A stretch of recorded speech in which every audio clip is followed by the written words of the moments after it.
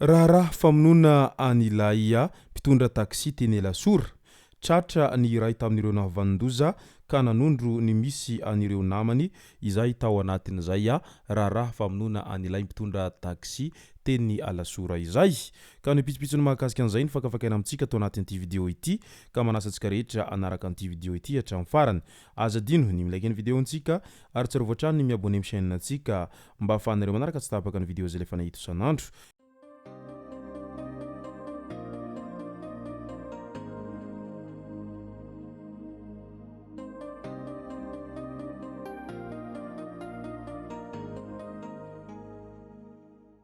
Ny tonga tsy miaraba hono namantesitra ka dia faly miaraba isika rehetra mpanaraka tsy tapaka ny chaîne ity tenako amin'ny androandroany ity arakan'izay efa natsipiko zay dia ny mahakasika ny raha famonona anilay mpitondra taksi no tena iompanantsika ato anatin'ity video ity fa milohan'izay dia andao aloha resantsika ireto tsara ho fantatra manaraka ireto famatsiana herinaratra vita ny asa fanamboarana ireo milina izay mpiary herinaratra G3 sy G4 eny Ambohimanamboly. Tamin'ny 14 Desambra 2024 lasa teo no tontosa ny andrana izay fampidirana amin'ny tambazotra izay iraisany Antananarivo azy ireo ka manome 3.3 megawatt ny G3 ary 5.1 megawatt ny G4 nambaran'ny eo anivon'ny ministeran'ny angovo sy ny akoranafo fa mbola misy ny fanitsina na turbo amin'ny G3 ka hanome 10 megawatt ihany koa io milina io efa miasa soamantsara sy manome 10 megawatt ny G1 tanjona amin'ny fiandohantaona 4 ny avy tany fanamboarana ny G2 ka hitotaly 20 megawatt ny vokatra azo eny amin'ny CTAD ho iatrany ny fanazavana. Midika izany fa tena miasa mafy ireo ministera amin'izao fotoana izao ary tsy misy andraso izay asa izay fa ny azy ireo dia asa fa tsy kabary. Clémence Raharnirina nandray ny fitantanana ny faritry ny Analamanga totosa teny Ambohidahy ny famindram-pitantanana teo amin'ny mpitantana vonjomaika ny faritry ny Analamanga teo aloha sy ny lehibe ny faritra ampisolon-toerana vaovao Clémence Raharnirina. Ity farana izay tsy hivana fa voatendry nandritra ny filan-kevitry ny ministra ny alatsinainy 20 Desambra 2024 lasa teo hisahana izany andraikitra izany araka nefa nampoizina dia tsy tonga niatrika izany ny gouvernoura teo aloha Hery Rasoamaromaka nilaza kosa ny lehibe ny faritra ny Analamanga ampisolon-toerana Clémence Raharnirina ka tsy maintsy hirosona ny fanaovana fitsirihana madio zahay miditra eto ary madio ihany koa izahay ny mivoaka eto ho inambarany hatrany.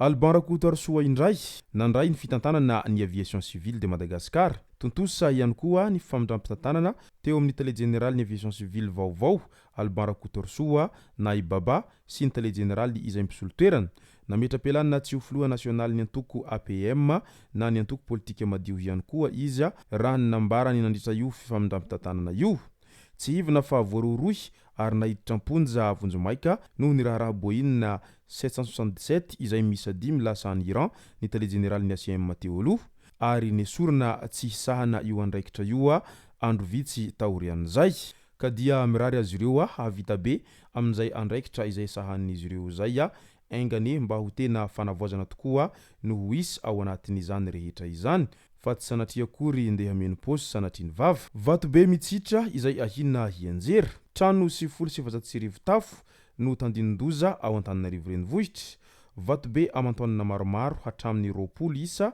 no hita fa mitritra eny amin'ny faritra avo efa mampitahotra izy ireo ary atahorana ny hampiotsaka azy ao anatin'izao orambe mitohy ao Antananarivo izao.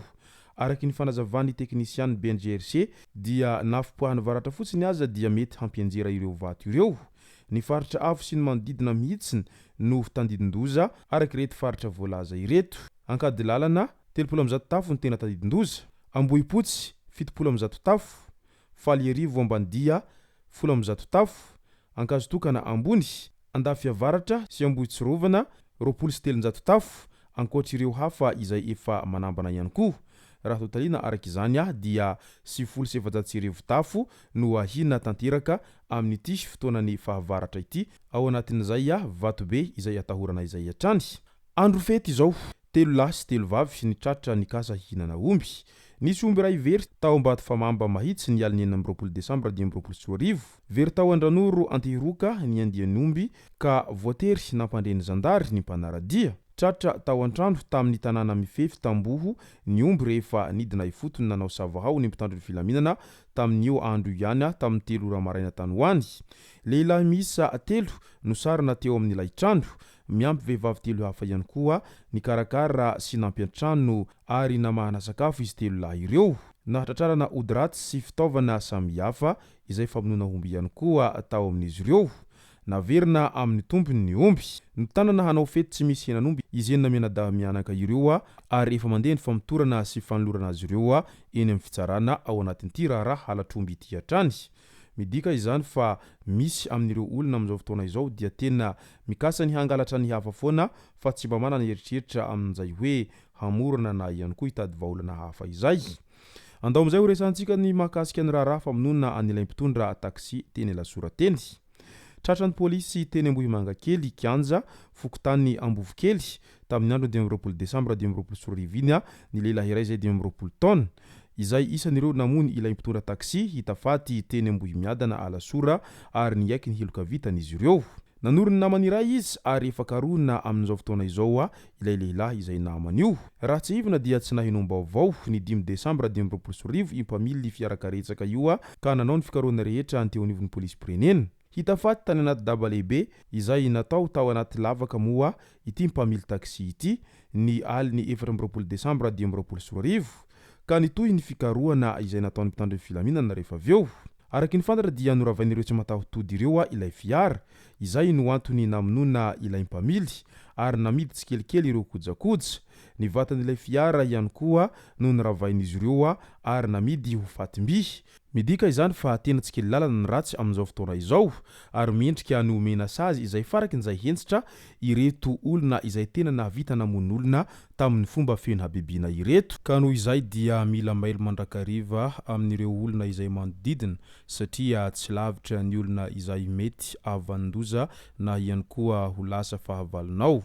Ka aleo mitandrina mandrakariva foana eo anatrehan'ny izany rehetra izany fa ny olombelona amin'izao tompoko dia tena efa nivadika biby ao anatin'izay toetra ratsy sy ny haratsim-panahy izay. Io moa zany matetika ao anatin'ny ilay disadisam-piarahamonina sy ny hoe halako bika tsy tiako tarehy foana no mahatonga an'izany rehetra izany ka lasa mivadika biby ny olombelona ao anatin'izay rehetra izay. Ka mendrika sazy izay farakin'izay hentsitra ireo rehetra manao an'izay habibiana izay amin'izao fotoana izao.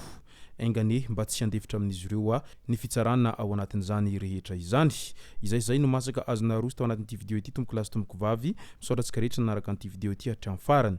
Aza dino ny milaiky ny video antsika ary tsarovatrany miabone amin'ny chaîne antsika mba ahafahanareo manaraka tsy tapaka ny video zay rehefa nahito isan'andro.